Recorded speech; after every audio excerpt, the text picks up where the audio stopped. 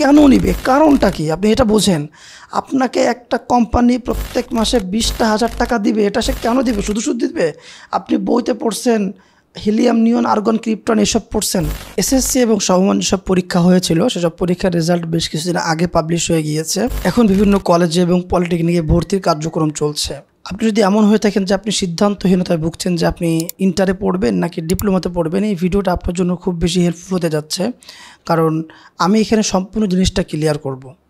Well, inter এবং ডিপ্লোমার মধ্যে বিশাল একটা পার্থক্য আছে। সেটা হচ্ছে ইন্টারে হচ্ছে আপনাকে তাত্ত্বিক জ্ঞান দেওয়া হবে, এখানে প্র্যাকটিক্যাল নলেজ খুবই কম এবং এটা 2 বছর মেয়াদি। আর ডিপ্লোমা হচ্ছে একটা 4 বছর মেয়াদি কোর্স, যেখানে আপনাকে ধরতে গেলে 50% তাত্ত্বিক অর্থাৎ 50% বই ভিত্তিক নলেজ এবং 50% আপনাকে প্র্যাকটিক্যাল নলেজ দেওয়া হবে। এবং আপনি যদি ডিপ্লোমাতে পড়ার সময় ভালো করে কাজ শেখেন, সেক্ষেত্রে কিন্তু দেখা যাবে যে আপনি 4 বছর পরে একটা জব করতে পারতেছেন। আর ইন্টারে যেটা হবে, ইন্টার পাস করার পর আপনাকে অ্যাডমিশনের জন্য লেখাপড়া করতে হবে, তারপর যে কোনো পাবলিক ইউনিভার্সিটি অথবা প্রাইভেট ইউনিভার্সিটিতে পড়ে গ্রাজুয়েশন কমপ্লিট করে এরপর আপনি জবে ঢুকতে পারবেন। এর আগে যদি আপনি জবে ঢুকতে চান, তাহলে যেহেতু আপনার কোনো ওইভাবে স্পেশালাইজড কোনো নলেজ নাই, আপনাকে হয়তো র্যান্ডম কোনো জব করতে হবে, লাইক রিসিপশনের জব। বাট ডিপ্লোমাতে আপনি হয়তো সিভিল ইঞ্জিনিয়ারিংয়ে পড়ছেন, তাহলে 4 বছর কমপ্লিট করে আপনি সিভিল ইঞ্জিনিয়ার হিসেবে বিভিন্ন কোম্পানিতে জব করতে পারবেন। আপনি হয়তো ইলেকট্রিক্যাল লেখাপড়া করছেন, তাহলে 4 বছর পরে আপনি একজন ইলেকট্রিক্যাল ইঞ্জিনিয়ার হিসেবে বিভিন্ন কোম্পানিতে জব করতে পারবেন। এই হচ্ছে মেইনলি ইন্টার এবং ডিপ্লোমার মধ্যে পার্থক্য। আশা করি বুঝতে পারছেন। এখন বিষয়টা হচ্ছে যে এই সিদ্ধান্তটা আসলে কে নেবে, এটা খুব ইম্পর্ট্যান্ট। এই সিদ্ধান্তটা মেইনলি 2 জন ব্যক্তি নেবে। 2 জন ব্যক্তি বলতে একজন হচ্ছে আপনি আর একজন হচ্ছে আপনার ফ্যামিলি। আপনি নেবেন এই জন্য কারণ আপনি খুব ভালো করে জানেন যে আপনি কেমন ধরনের স্টুডেন্ট। সো এখানে আসলে আমি আপনি যে খারাপ স্টুডেন্ট এই জন্য ডিপ্লোমা যাবেন আমি সেটা মিন করছি না। এখানে আমি যে জিনিসটা বোঝাতে চাচ্ছি সেটা হচ্ছে, যেহেতু আমাদের বাংলাদেশে এখনও ডিপ্লোমাটাকে একটু নিচু চোখে দেখা হয়, এই কারণে এখানে কম্পিটিশনটা তুলনামূলক কম। আপনার যদি এসএসসিতে রেজাল্ট খারাপও হয়, লাইক 4.5 বা 4.6, তাও আপনি ভালো একটা সাবজেক্টে ডিপ্লোমাতে আপনি সরকারিটায় ভর্তি হতে পারবেন। পক্ষান্তরে আপনি যদি 4.6 বা 4.7 এরকম রেজাল্ট হয়, দেখা যাবে যে আপনি ভালো কোনো একটা কলেজেও আপনি অ্যাডমিশন নিতে পারতেছেন না। কোনো কলেজে যে আপনার অ্যাডমিশনের যে রিকোয়ারমেন্টস সেটা থাকে হচ্ছে গোল্ডেন A+। সো যেহেতু ডিপ্লোমাতে এখানে একটু কম্পিটিশান কম, এই জন্য এখানে সুযোগ সুবিধা একটু বেশি। তাছাড়া অ্যাজ এ স্টুডেন্ট আপনি খুব ভালো করে জানেন যে আপনি কেমন ধরনের স্টুডেন্ট। সো আপনি আসলে ইন্টার পড়ে দেন অ্যাডমিশনে বিভিন্ন পাবলিক ইউনিভার্সিটিতে আপনি বিট করতে পারবেন কিনা সেটা আপনি খুব ভালো করে জানেন। আর আপনার ফ্যামিলি যেহেতু আপনাকে 10-12 বছর ধরে অবজার্ভ করতেছে, আপনার এডুকেশন কোয়ালিটি, লেখাপড়ার প্রতি আপনার মন মানসিকতা কেমন, আপনার ব্রেইন কেমন, তারা খুব ভালো করে জানে। এছাড়াও ইন্টারে যদি আমি ইন্টার এবং ডিপ্লোমার যে একটা খরচের ব্যাপার বলি, ডিপ্লোমাতে যদি আপনি অ্যাভারেজে ধরেন 4 বছরে বই কেনা বাবদ 8টা সেমিস্টারে ম্যাক্সিমাম 8,000 টাকা, এবং আমি যদি 8 সেমিস্টার টোটাল হচ্ছে 4 বছর, আমি বলছি 4 বছর 8 সেমিস্টার, 8 বছরের টোটাল ইনস্টিটিউটকে যে টাকা দেওয়া লাগবে সেটা 12,000 টাকা মাত্র, আমি যদি অ্যাভারেজে বললাম। সো সব মিলিয়ে যদি আপনার 22,000 টাকা হয়, আপনি ডিপ্লোমাটা সরকারি কোনো প্রতিষ্ঠান থেকে কমপ্লিট করে আসতে পারতেছেন। পক্ষান্তরে আপনি যদি ইন্টার লেখাপড়া করতে চান, নিশ্চয়ই আপনি সায়েন্স ব্যাকগ্রাউন্ডের, কারণ সায়েন্স ব্যাকগ্রাউন্ডের ছাড়া ডিপ্লোমায় আসলে আসাও সম্ভব না। সো আমি যদি ফিজিক্স, কেমিস্ট্রি, বায়োলজি, ইংলিশ এবং হচ্ছে ম্যাথ, এই 5টা আমি ধরি, এছাড়া আইসিটি আছে, বাংলা আছে, ওগুলো আমি বাদই দিলাম। 5টা সাবজেক্টে আপনি যদি টিচারের কাছে পড়েন, তাতেও আপনার, আমি যদি ঢাকা শহর হিসাব ধরি, 2-2.5 টাকা করে হলো প্রতি মাসে 10,000 টাকা। এছাড়া আপনার বই কেনা খরচ, আপনি যদি অন্য কোনো সাবজেক্টে প্রাইভেট পড়েন সেটার খরচ, প্রাইভেট বলতে আমি কোচিং বলতেছি, প্রাইভেটে তো আরও বেশি খরচ। এছাড়া হচ্ছে আপনার বিভিন্ন অ্যাডমিশন কোচিং করা, অ্যাডমিশন কোচিং বলতে আমি বোঝাচ্ছি যে পরীক্ষার আগে যেসব কোচিংগুলো হয়, দেন হচ্ছে ইন্টার পাস করার পর অ্যাডমিশন কোচিং করা। সো প্রত্যেক মাসে 10-12 হাজার টাকা করে আপনার খরচ। আপনার ফ্যামিলি এটা বেয়ার করতে পারবে কি না সেটাও এখানে জড়িত। সো আপনার ফ্যামিলিটা খুব ভালো করেই জানে যে আপনাকে তারা এই ধরনের খরচগুলো দিতে পারবে কি না, এজন্য সিদ্ধান্তটা আপনার এবং আপনার ফ্যামিলির মাধ্যমে হওয়া উচিত। অন্য একজন ডিপ্লোমাতে ভালো করছে বা অন্য একজন ইন্টারে খুব ভালো করছে, এইটা না দেখে আপনাদের যে অ্যাবিলিটি আছে সেটার উপরে যে কোনো একটা সিদ্ধান্তে আসা উচিত। আশা করি বুঝে গেছেন যে ডিপ্লোমা এবং ইন্টারের মধ্যে কী পার্থক্য। ওয়েল, আপনি হয়তো সিদ্ধান্ত নিয়ে ফেলেছেন যে আপনি ইন্টার করবেন নাকি ডিপ্লোমা করবেন। আপনি যদি সিদ্ধান্ত নিয়ে থাকেন যে আপনি ডিপ্লোমা পড়বেন, তাহলে আপনার জন্য আমার কিছু টিপস আছে যেগুলো আপনাকে অবশ্যই ফলো করতে হবে। দেখেন, দুইটা শিক্ষা ব্যবস্থা সম্পূর্ণ আলাদা, তাহলে নিশ্চয়ই এখানে কোনো না কোনো পার্থক্য তো আছে।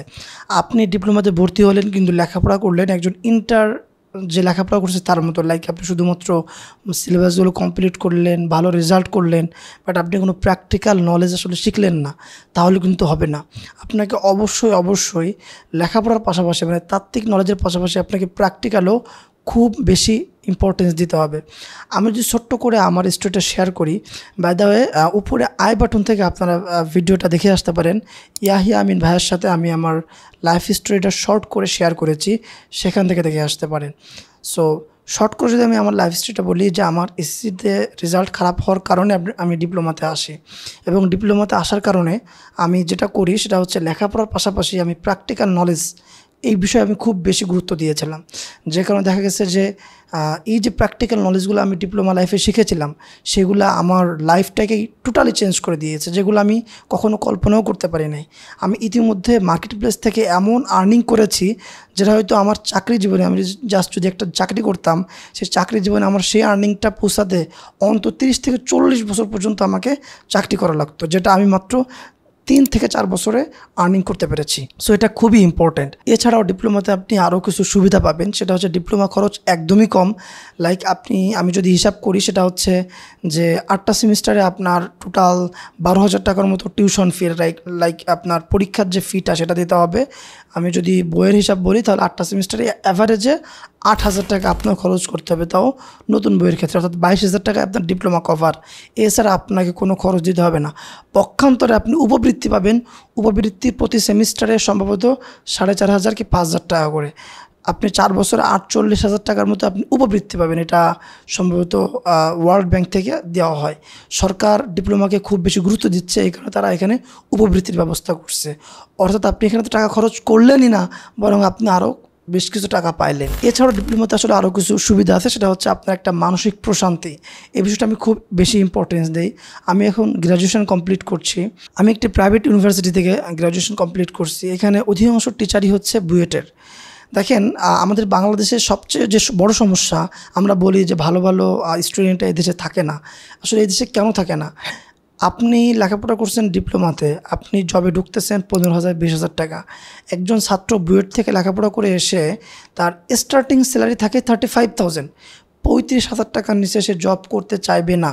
কিন্তু আমাদের বাংলাদেশে একজন ফ্রেশারকে 35,000 টাকা স্যালারি দিতে কেউই চায় না, যে কারণে তারা বাইরে চলে যায়। আর বাইরে যেয়ে তাদের ডিমান্ড কেন হয়? কারণ বাংলাদেশের তুলনায় ফার্স্ট ওয়ার্ল্ড কান্ট্রিতে যে বেতনটা দেয়, সেই টাকার অ্যামাউন্টটা অনেক বেশি হয়। লাইক তাকে যদি $10,000 বেতন দেয় একজন মানুষকে, তাহলে বাংলাদেশি টাকা সেটা 10 লাখ টাকা পার মান্থ, 10 লাখ টাকা। সো এই জন্য আমাদের কাছে অ্যামাউন্ট অনেক বেশি হয়। আমরা বলি যে তাদেরকে বাইরে এসে মূল্যায়ন করা হয়। বাইরে মূল্যায়ন করা হয় কারণ সেখানে প্রচুর কোম্পানি আছে। সো এই বিষয়গুলো একজন ডিপ্লোমা হোল্ডারের সাথে এই জিনিসগুলো খুব বেশি জড়িত। সেটা হচ্ছে আপনি 4 বছর পর, আপনি এসএসসির পরে মাত্র 4 বছর পরে আপনি একটা জব পেয়ে যাচ্ছেন। আপনার স্টার্টিং স্যালারি যদি 15-20,000 টাকাও দেয়, কোনো সমস্যা নাই। একজন ইন্টার পড়া ব্যক্তি, সে ইন্টার করার পর, অ্যাডমিশন করার পর 4-5 বছর আপনার গ্র্যাজুয়েশন কমপ্লিট করার পর সে যদি 25,000 টাকা স্যালারি পায়, ইতিমধ্যে আপনি জব শুরু করছেন, আপনার ইনক্রিমেন্ট হয়ে আপনার স্যালারি ইতিমধ্যে 25,000 টাকা চলে গেছে। সো এখানে একটা মানসিক প্রশান্তি কাজ করবে। আপনার বয়সটাও যেহেতু কম, আপনার 15-20,000 টাকা হচ্ছে, আপনি একটা মানসিক প্রশান্তি পাবেন, আপনার কাছে ভালো লাগবে। বাট একজন বুয়েট থেকে, রুয়েট থেকে বা চুয়েট থেকে একজন ছেলে এত কষ্ট করে লেখাপড়া করে, এত অ্যাডমিশনে, তারা তো অনেক কষ্ট করে, এটা নির্দ্বিধায় বলাই যায়। একটা ছেলে বুয়েট চুয়েটে চান্স পাচ্ছে, অবশ্যই সে এক্সপেক্ট করে তার স্টার্টিং স্যালারি 35-40,000 টাকা হবে। কিন্তু আমাদের বাংলাদেশে আসলে সেই জিনিসটা তৈরি হয় না। একজন টিম লিডারের বেতন 40,000 টাকা, তাহলে কিভাবে একজন ফ্রেশারের বেতন 35,000 টাকা একটা কোম্পানি দিবে? সো এই জিনিসটা ভাবতে হবে। সো এখানে একটা মানসিক প্রশান্তি আছে বলে আমি মনে করি, যেটা আমি অন্তত ফিল করি। আর আরেকটা বিষয় হচ্ছে, যেটা আমি আগেই বললাম, যে অবশ্যই আপনাকে পুঁথিগত বিদ্যার পাশাপাশি আপনাকে প্র্যাকটিক্যাল নলেজে বেশি ফোকাস দিতে হবে। আপনি যদি প্র্যাকটিক্যাল নলেজ না রাখেন, তাহলে আপনি চাকরি পাবেন না। একটা সিম্পল একটা শর্ত বলি, আপনাকে একটা কোম্পানি নিবে, কেন নিবে, কারণটা কি? আপনি এটা বোঝেন। আপনাকে একটা কোম্পানি প্রত্যেক মাসে 20,000 টাকা দিবে, এটা সে কেন দিবে? শুধু দিবে? আপনি বইতে পড়ছেন হিলিয়াম, নিয়ন, আর্গন, ক্রিপ্টন এসব পড়ছেন, আপনি বইতে পড়ছেন কীভাবে একটা কলাম তৈরি হয়, আপনি বইতে পড়ছেন কীভাবে একটা বিম তৈরি হয়, আপনি সেগুলো ক্যালকুলেশন করে দেখাইছেন যে কতটুকু লোড নিতে পারবে। এটা হয়ে যাবে। একটা কোম্পানি এইসব চায়, একটা কোম্পানি এইসব চায় না। একটা কোম্পানি চায় আপনার কাছ থেকে কাজ। সোজা কথায় যদি আমি বলি, এই কথাগুলো আমি একটু জোর দিয়ে বলতেছি এজন্য যে আপনি যদি কাজ না পারেন, কোথাও আপনাকে মূল্যায়ন করা হবে না, কোথাও না। আপনি এই যে ইন্টার পর্যন্ত দেখেন, আরেকটা জিনিস বলি যে আপনি লেখাপড়া করছেন ভালো একটা কলেজে, লেখাপড়া করছেন বুয়েটে, কুয়েটে, রুয়েটে, চুয়েটে, আপনি চাকরির ক্ষেত্রে যান, কোনো কিছু জিজ্ঞাসা করা হবে না। জাস্ট আপনি যখন ইন্টারভিউটা ফেস করবেন, আপনি যদি ভালো একটা ইউনিভার্সিটিতে লেখাপড়া করেন তাহলে আপনি ওইখানে আগায় থাকবেন। বাট কর্মক্ষেত্রে আপনাকে কেউ মূল্যায়ন করবে না আপনি কোত্থেকে লেখাপড়া করছেন, কেউ মূল্যায়ন করবে না, নো ওয়ান। আপনি বুয়েট থেকে লেখাপড়া করছেন, কুয়েট থেকে লেখাপড়া করছেন, নাকি ঢাকা পলিটেকনিক থেকে লেখাপড়া করছেন, কোনো কিছু মূল্যায়ন করা হবে না। জাস্ট মূল্যায়ন করা হবে আপনার কাজ, আপনি কি পারেন। সো একটা কোম্পানিকে যদি আপনি লাভ এনে না দিতে পারেন, তাহলে সেই কোম্পানি আপনাকে কেন বেতন দেবে, সে কেন রাখবে। সো যারা ডিপ্লোমা পড়তে যাচ্ছেন তাদের কাছে আমার আকুতি যে আপনারা অবশ্যই লেখাপড়ার পাশাপাশি কাজ শিখবেন। দেখবেন যে আপনি যে হয়তো এখানে অনেকেই আমার এই ভিডিওটা দেখে ডিপ্লোমাতে ভর্তি হতে চাইবেন বা হয়তো ভর্তি হয়েছেন, দেখবেন যে 30 থেকে 40টা ছেলেপেলের মধ্যে 4-5 জন প্র্যাকটিক্যালে ভালো, আর অধিকাংশই হচ্ছে কি করে অন্যদের দ্বারা কাজ করায় নেয়, কারণ এখানে প্র্যাকটিক্যালটা অনেক বেশি থাকে। আপনি যদি এদের মধ্যে হয়ে থাকেন যে আপনি কাজ করে নিয়ে যাচ্ছেন, লিখে রাখেন আপনার জন্য ভালো কোনো চাকরি নাই। হয় আপনার বাবার টাকা আছে সেটাতে বিজনেস করতে হবে, অথবা অন্য কোনো জব করতে হবে। বাট আপনি যে কোনো কিছু একটা অফার করবেন, আপনি কোনো একটা কোম্পানি কিছু দিয়ে আপনার একটা ভালো পজিশন তৈরি করে রাখতে পারবেন, এটা আপনার পক্ষে সম্ভব না। সো অবশ্যই আপনাকে কাজ শিখতে হবে। সিম্পল রুলস, একটা কোম্পানি আমাকে কাজ দিবে তার মানে হচ্ছে আমার সেই কোম্পানিকে কোনো না কোনো কিছু করে দিতে হবে, সেটার বিনিময়ে সেই কোম্পানি আমাকে টাকা দিবে। খুব সিম্পল। সো সেটা যদি আপনাকে করতে হয় তাহলে আপনাকে কাজ শিখতে হবে। ওকে, ধন্যবাদ।